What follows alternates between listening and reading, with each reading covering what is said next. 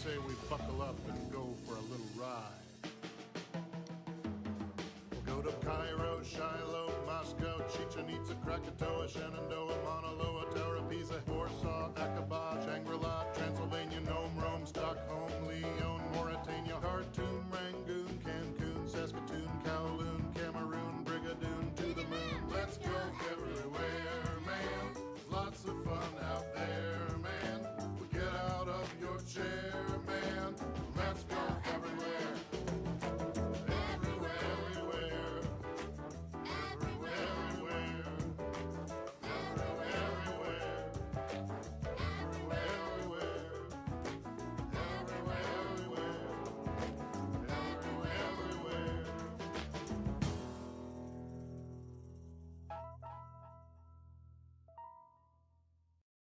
Today we will give you a glimpse into the organizational structure and culture at Google, a company that is expanding its customer outreach and hopes to become everything to everyone, everywhere.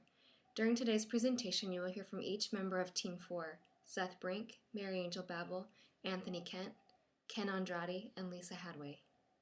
You will first learn about Google, its mission, strategy, core principles, and motivations. We'll discuss Google's culture, how it was institutionalized, and its evolution. We'll also explain Google's human capital strategy and organizational structure, and how they relate to the company's culture and competitive advantage. You'll learn about Google's cultural strengths and organizational weaknesses. You'll also hear insights from a former Google employee, as we close by discussing the assets and liabilities within Google's culture, and how Google addresses change. Before we begin, we thought we should get one lingering question out of the way. What is Google? If you Google it, you'll find that Google is a verb, appropriate, don't you think? Hello, this is Seth, and I will be talking to you about Google's mission and strategy, as well as core principles and motivation. Google's mission is to organize the world's information and make it universally accessible and useful. Larry Page once described the perfect search engine as something that understands exactly what you mean and gives back exactly what you want. Since he spoke those words, Google has grown to offer products well beyond search, but the spirit of what he said remains the same. With all of Google's technologies, their goal is to make it as easy as possible for you to find the information you need in order to get things you need to do done. When Google was founded in 1998, their strategy was broken into two parts: for users, to produce relevant advertising as good as the main content or search results, and for advertisers, to provide tools to target and tune their advertising and accurately measure the results of their spending. However, today Google does not have an explicitly stated strategy. This is in part due to constant adaptation and innovation. One current Google strategy theory is to have no business strategy. This has allowed Google to be innovative and flexible. In the past, it has produced successful ventures like Gmail, but it has also produced failures, such as Google Checkout, which was intended to compete with PayPal.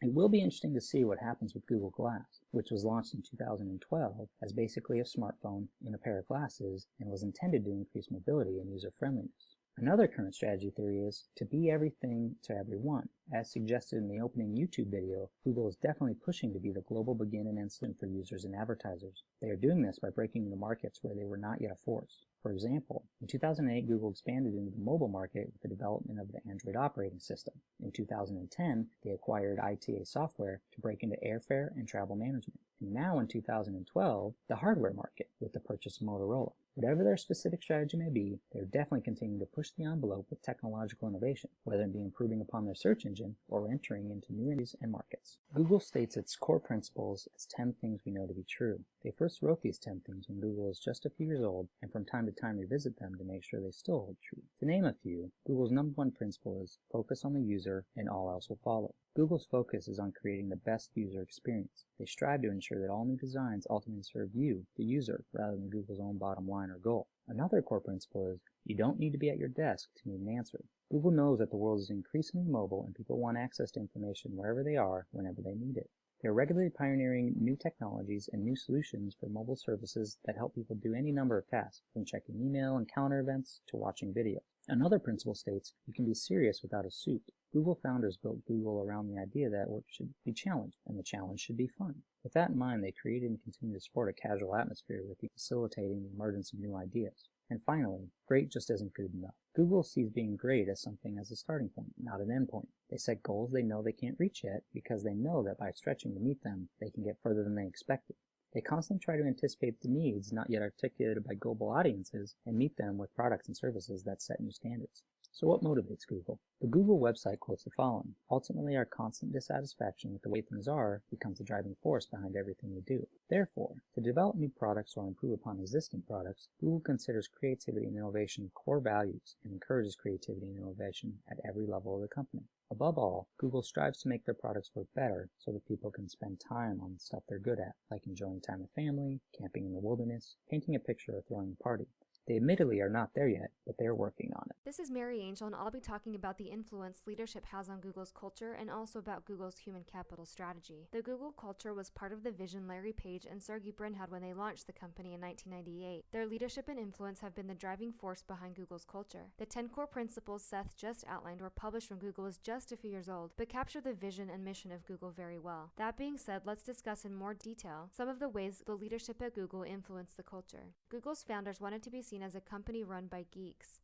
Why? Because they felt they were geeks and wanted other geeks like them to feel proud to be geeks. In fact, the Google office in Toronto greets its visitors with a sign that reads, "Proud to be geeks." So why is this an important part of the culture? It's important because it shows that the leadership wants employees to feel empowered and limitless, and this is just a fun way to do that. Google leaders also keep the organizational structure flat. Tony will discuss this in more depth in just a few moments, but it's important to note that having a flat organizational structure gives Google employees the ability to implement their ideas without having to jump over too many hurdles. Google's leaders stay out of the way. They guide their teams and help keep them progressing toward a vision, but for the most part, allow teams to collaborate and make decisions together. This leadership style really emphasizes the importance of group collaboration. It also provides employees with the opportunity to invest their own innovative and creative ideas into a project, which instills employees with intrinsic motivators to perform well. In fact, Eric Schmidt, former CEO and current executive chairman, said, "At Google, we give the impression of not managing the company, because we don't really." Google's leaders encourage innovation and have set aside 20% of an employee's time to be dedicated to work on a project of their choice that lives outside of their normal responsibilities. So, for basically 1 day a week, each employee gets to work on whatever they want and collaborate with colleagues from various parts of the company. Several of the Google products you see today derive from this policy of innovation, including Gmail. To support group collaboration, Google leaders have provided collaboration tools. In fact, most of the 20% project collaboration starts from a database. An employee with a new or innovative idea can list their idea in the project database for others to see. This provides transparency and opportunities for employees to be part of the developments that are of interest to them.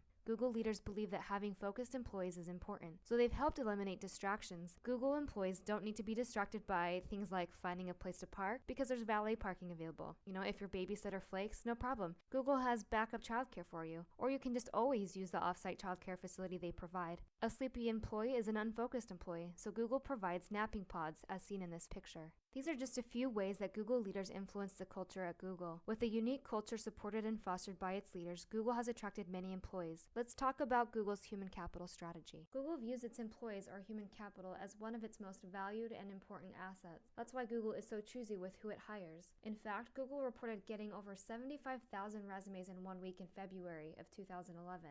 Because it gets so many resumes and Google wants to hire the best person for the job, it weeds through the resumes using an algorithm. Although Google doesn't publicly share the details behind its algorithms, we do know that resumes are screened for things like GPA, university attended, and work experience. Google even has a really big recruiting budget and has recruiters host pre-interview interviews, and only the candidates that stand out are interviewed, and interviewed many times, even upwards of 16 times. The questions asked during the interviews are tough. Listed on this slide are some past interview questions. These difficult questions are asked as a means to test a candidate's Googliness. Google feels it's important to keep employees googly, so it makes sure employees are educated. Not only does Google require more job training than the industry average, but it also pays for employees to get educated in fields that are of interest to them and not necessarily related to their job field. Google believes that the knowledge its employees have keep the company on the cutting edge, but outside education isn't the only education Google provides. Google also hosts semi-annual employee reviews that solicit feedback from both managers and peers. These formal reviews keep employees informed on how they're performing and being perceived in the workplace. Managers also work with their employees in developing their career paths. Google encourages and rewards innovation. It gives employees 20% of their time to work on a project of their choosing, as it believes this is where innovation begins. In fact, Google News, Google Suggest, and AdSense are just a few of the projects that came out of this 20% free project time. Employees are also rewarded for their innovative ideas with cash and prizes, and if the idea is really good, a Google Founders Award. Like most successful for-profit organizations, Google also pays its employees. Unfortunately, the pay is under the industry average. We'll talk about why in a few moments. Though there is room for growth at Google, many employees have expressed that getting promoted is hard. With the company growing at its rapid rate, Google hasn't had the time to wait for employees to mature into a job role and have therefore had to hire from without. With low pay and promotions few and far between, let's talk about the things Google does to retain its employees and manage its human capital. Knows its most valuable asset is its employees. It does a lot to retain them. Google is known for its "I bet you don't have that where you work" benefits. I mentioned a few earlier, but others include flexible work hours, casual dress every day, employees can bring their dog to work, on-site medical and dental care, free meals, on-site gym, bowling, and other games and recreation, a no tracking of sick days policy, a 5-month full-time pay maternity leave, plus Google will provide meals for the family for the first 4 weeks. The maternity leave policy was recently amped as an effort to address the attrition rate among new mothers and is evidence of Google's evolving culture. Google's employee retention rate is really high, especially considering the median age of a Google employee is 27, which is the Y generation, cyber generation professionals who are prone to change their affiliations quicker than they change their clothes. This is Tony, and I'll be talking about Google's organizational structure and culture as a competitive advantage. Google's organizational chart looked pretty typical prior to Larry Page returning to the CEO position in 2011. There was a triumvirate of Schmidt, Page, and Brin at the top, and a host of senior executives 1 or 2 levels below them. However, Google has gone through significant change since that time. After becoming CEO, Larry Page created the executive structure. On the left, Page identified Google's 7 core function areas. Each senior vice president is responsible for running his or her own area as a startup. Page did this to tap Google's entrepreneurial and innovative culture. This should also maximize the potential of the type of employees Google seeks to hire. For comparison, I've included Microsoft's organizational chart from 2006. The source said that this is a listing of the top 600 senior level executives. It looks almost comical to compare the two. Google wants to be a nimble company. This restructuring reflects that value. Span of control is defined as the number of direct reports a given manager has. Google's average direct report number is 20, almost 3 times higher than the industry average of 7. Google's decisions are based on data and consensus. There's a quote, "The more data you collect, the more you know, and the more certain your decisions can be." Chain of command. Google has a laid-back chain of command so as to encourage creativity. The company recognizes that innovation can come from everyone, from software developers to childcare providers. Wayne Rossing told Fast Company magazine that when he first joined Google in 2001, its engineering department had managers. But as Rossing put it, the managers tend to tell the engineers, "No, you can't do that." So Google got rid of the managers. Centralization.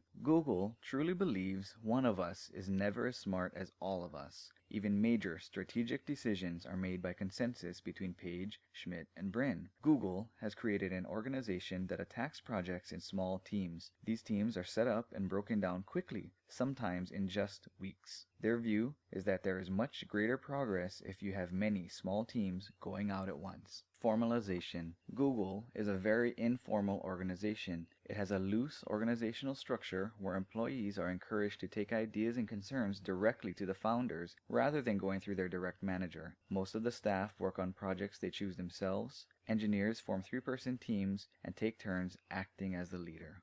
Culture as competitive advantage. How is organizational structure related to organizational culture? Google believes that the company's engineering-centric culture is an asset and not a liability. To offset the significant advantage held by large competitors, Google requires breakthrough innovations. How deeply rooted is Google's culture? Google's corporate culture is very deeply rooted. The spirit of innovation and data-driven decision-making processes started with the founders. These values have survived and continue to thrive through the rapid expansion of the company. The sidebar quote illustrates this very well. The pattern was set. While well-organized foes would wring revenues from the tried and true, Google's unbridled engineers would blaze new trails. What steps does Google take to maintain its culture? They hold weekly town hall meetings that are broadcast to employees in all of Google's 60 offices around the world, and it creates an environment of ownership that really inspires people. The company works hard to foster a culture of participation. For Halloween, everyone is encouraged to dress up. On April Fool's Day, good-natured pranks are commonplace. Google also shares all the information it can with as many employees as possible, encouraging debate but insisting on like-minded cooperation. This helps build a feeling of importance and trust in Google's employees. All of these factors have enabled the company to maintain its Googly culture. Hello, this is Ken speaking. What I'm going to be discussing about is Google's organizational culture strengths and weaknesses. Google is known for not being a conventional company. Google has a strong backbone and culture, and when Google went public with its initial public offering in 2004, around the same time, 10 Things We Know to Be True was published. It is not rocket science ideas, but 10 different approaches toward business that has worked consistently for Google. Google has a great Google strategy, which is by providing a perfect search engine that would understand exactly what the user means and give back exactly what the user wants, has been the foundation of Google's strategy to maximizing their revenues. By focusing on the user, all else will follow. In fact, Google employees often said they felt comfortable taking risks. One employee states that we are encouraged to offer up new ideas. The good ones will survive, and the bad ones will die. But nobody gets in trouble for offering up ideas that don't survive. Larry Page once told that employee that he would rather have her make a mistake in moving fast than making no mistakes and move too slow. By making mistakes, employees can learn and do their tasks better next time. Processes that once took 5 minutes when Google first started, over time, Google was able to do those tasks in 5 seconds. The performance reviews at Google are impressive, with not just management giving feedback, but also by their peers as well. By having peers involved with feedback for performance reviews, it helps the employee being reviewed by understanding the big picture. This philosophy drives their actions. Because Google encourages innovation, many employees do their best to avoid bureaucratic environment, even due to personnel growth in the company. Every quarter, employees would address concerns that seem bureaucratic and slow things down. The meetings are called Avoiding Dilbertville, in relation to a Silicon Valley engineer comic strip who did not seem to get much done. Each of these concerns would be commented and rated on a scale from Dilberty to googly. Employees then took action steps to help solve their Dilberty problems. Google has ranked number 1 for 3 years within the past 6 years as the number 1 company to work for from Fortune magazine. Fortune magazine ranks companies based on a number of criteria. It is mainly based on surveys on staff satisfaction. Employees spend a lot of time coordinating with other functions. Typically, as Google becomes a larger company with more employees, more communication is required. For some new employees, it may be difficult to adjust to Google's collaborative communication style, where before they may have been allowed to make decisions on their own. This decision-making model breaks down when people are not collaborative. Someone who is very opinionated has a hard time working at Google and may become frustrated. Google encourages employees to spend 20% of their time on anything they want. Some of the greatest things came out of 20% time, which is Gmail and Google News. However, sometimes management would say that part of the challenge of 20% time is getting employees to share their discoveries. Sometimes employees can hold the best ideas for themselves, not believing their company is the best place to bring the new ideas to life. Because engineers are given 20% time to come up with new projects, it also means that multiple people may be working on the same thing. When the first firm measured online traffic in 2006, Google had just under 500 million unique visitors, and Microsoft was the most popular web destination at the time with 539 million hits. As of last year, Google has achieved attaining over 1 billion unique visitors per month to its web, with Microsoft at second with 905 million visitors, and Facebook with 714 million visitors every month. As of June 2012, Google's market share for a search engine is a strong 66.8% market share, with Bing at second place at 15.6%, and 13% for Yahoo. Google acquired Android Inc. on August 17, 2005 in hopes to enter the mobile market. Google wanted its search and applications on mobile phones and was working hard to deliver that.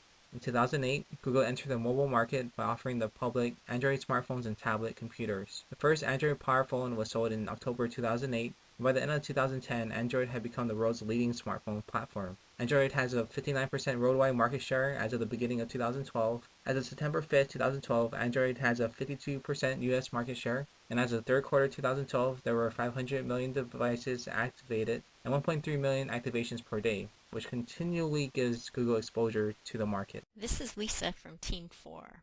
Our team was really fortunate to be able to interview an actual Google employee that lives here in Hawaii. Tracy Ho Kim worked at Google from 2008 to 2010. She worked in the California office, the New York office, and went to Japan as well. So she was really able to give us an insider's view of many of the things we had actually been reading about. So some of her comments will be shared about Google's overall culture and the changes they were facing at the time she was there. When you look at change in organizational culture, you have to consider whether it's an asset, a liability, or both. In the case of Google, we think it's a bit of both. Google's culture is extremely strong, and whether you're in the New York office, in California, or somewhere else in the world, you definitely know you're part of the Google team when you're an employee there. This culture creates a whole tone of togetherness. Now, there's a lot of cost to this culture. The free childcare, the free food, the massages, all of this really started getting questioned in 2008. Google recognized they wanted to offer these kinds of perks to their employees, but there was a certain level of extravagance that was being offered early on that got pulled back. And literally, yes, they did used to offer lobster for free regularly, and that got pulled back between 2008 and 2010. Now, on a different level, when you look at the organizational culture of Google, a really important aspect to them was freedom of information. So when they made a move into China in 2006 and 2007, there was a lot of criticism because that move required censorship by the Chinese government. Google executives really struggled with this choice, but in the end they decided to make the move there because they felt they could invest in China and inflict change from within the system and hopefully offer people a much better product than what they had previously. So what are some of the challenges facing Google? Well, of course, any company that goes from being a small startup to a corporate giant is going to face growing pains. Several mentioned the loss of that startup feel for the reason they left Google. Additionally, you need to create policies and a certain amount of bureaucracy when you're dealing with that many employees. Also, you're faced with the brain drain. A number of employees go out on their own to start their own companies and move around in Silicon Valley regularly. So some of their best and brightest left the company. Now, when you talk about world domination, of which Google essentially has, there's some concerns with other companies. Many companies are dependent on Google to get them up and running. But on the other hand, Google will then turn around and create a product that may directly compete with those entities. So this quote came up in a paper, "Eat what the monkey eats and then eat the monkey." Google wields extraordinary power. Just the mention of them thinking about getting into the navigation market essentially sent Garmin GPS stocks plummeting. So there's a lot of potential for regulatory intervention and some question as to whether they are becoming too big, too powerful, and may even be considered a monopoly in some markets. As we all know, the tech industry and the internet is constantly changing, and we never know what's around the corner. But Google is always trying to stay ahead of the game by hiring the best and the brightest and staying nimble. Google's core income comes from their advertising business, but they have done a number of strategic acquisitions over the last several years, as we have heard in other parts of the presentation, that have moved them into other business sectors. Because Google is so cash rich, they can do things that no other can. Now, for the most part, Google is resistant to change. This is because their founders are still a core part of the company. With Larry Page being the CEO now, they really set the stage for the original organizational culture and want to see it live through the company into the future. Now, as we have heard in other parts of the presentation, they really try and keep it fresh through a number of means, from the global meetings every Friday to the logo artwork changes to the crazy Halloween and April Fool's days. The continued autonomy is also extremely important to the company, and Google really beats out its Wall Street criticism by constantly exceeding expectations, and they truly are a phenomenon.